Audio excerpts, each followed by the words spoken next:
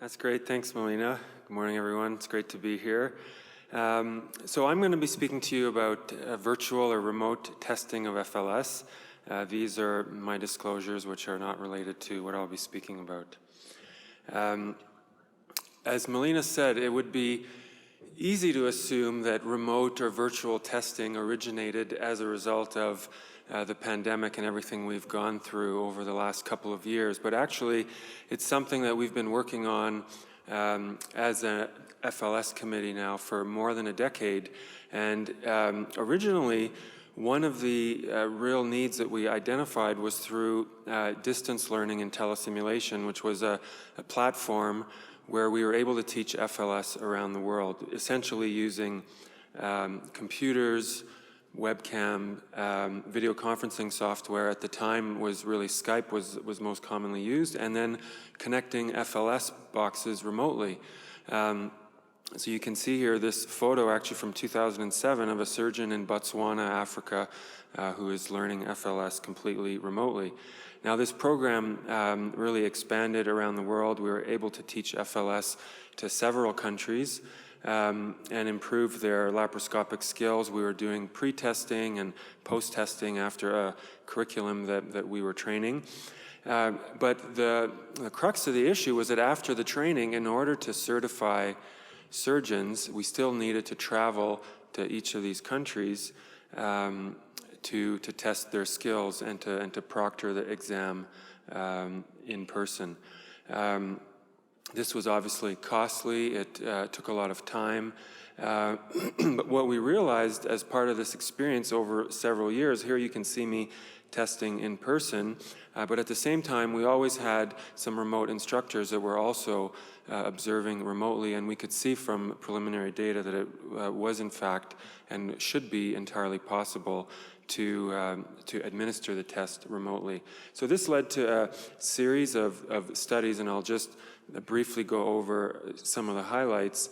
This first study that you can see we published in 2013, working with McGill and the University of Toronto, we were able to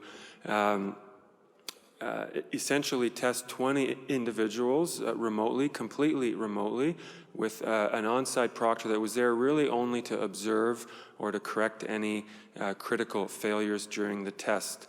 And what we found, as you could see here, that the inter-rater reliability, as you would expect between the remote proctor and the in-person proctor, was extremely high.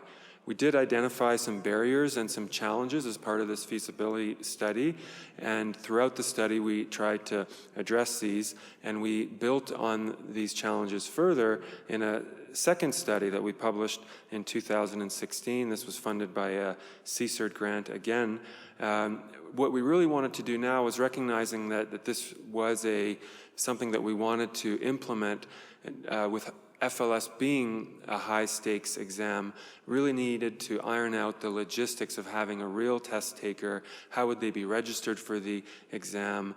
The chain of custody of the exam materials, making sure that that was secure. And so we set up this study in a, I would say, more rigorous testing environment that would simulate the real-life scenario of a test taker coming, registering for the exam, and then undergoing the test completely remotely. You can see the setup here of the test taker on the left and the remote proctor on the right. It was in this study that we introduced the concept of an invigilator or a facilitator that was still needed on-site to just help set up the tasks and to collect the exam materials. That was obviously something that the remote proctor could not do. And again, you can see here the reliability of the test, the inter-rater reliability was very high. There were no critical errors during the test at all. The integrity of the test materials and of the exam was fully maintained. We did have issues, as we did in the first study, and as we all experience now day to day, rarely, occasionally, some dropped internet connections, and that was really what related to the small group of individuals that were less satisfied were those that had a dropped internet connection during the test. So following this, we did continue to build on this with the plan to roll out remote testing. We created what we call the Proctor in a Box that we could ship to sites that wanted to be tested remotely. We got approval by the FLS Joint Committee, American College and SAGES together to roll this out across some pilot sites in the US. And then, of course, we all know what happened next. COVID pandemic was upon us, and this really accelerated remote testing. It allowed us to simplify the setup to make it even easier. What we found and what we've been able to do now with the amazing work by the FLS team at SAGES, this is some of the numbers that they were able to share over a 16-month period. You can see that obviously the test centers closed for a period of time. They did reopen, and so we're able to keep doing tests, but now we're about 12% of the tests have been administered remotely. The same passing rate is found in both groups. Essentially all of the remote or all of the traveling proctorship that was being done over the years has now been completely replaced by the remote proctoring of the exam. Now there is a written test, as everyone knows. This can be conducted one of two ways, either at the same sitting as the written test where the test taker logs in and is observed by the remote proctor at the same time, or we can actually now separate the written from the skills test, and the written test can be administered by criterion at a completely different time. So what have we learned over the last year and a half? Well, obviously for sites that have their own test center, it's simple. The individuals that want to take the test are there. But for sites that don't have a test center, it really has advantages. They can now, rather than having to travel to that test center, they can consolidate all their testing in one day, and all the testing can be done. So certainly from a scheduling standpoint, from a convenience for the trainees to be able to do the testing on their home court is something that they see as beneficial. From a SAGES standpoint, obviously no more traveling required by our staff, so there is a time saving there. With the number of test centers around North America, the number of proctors, the training that's needed to train proctors and to maintain the high level of reliability and quality of the testing, moving this to only a few proctors in SAGES that do a large portion of the testing certainly is another advantage as well. There still remain challenges, and they continue to be those of the technical and setup in nature. And despite how good we are at Zoom meetings and all of these things, there's still time needed to set up and make sure that there's no firewall issues. And this does take time of a staff person at the remote site and of SAGES staff.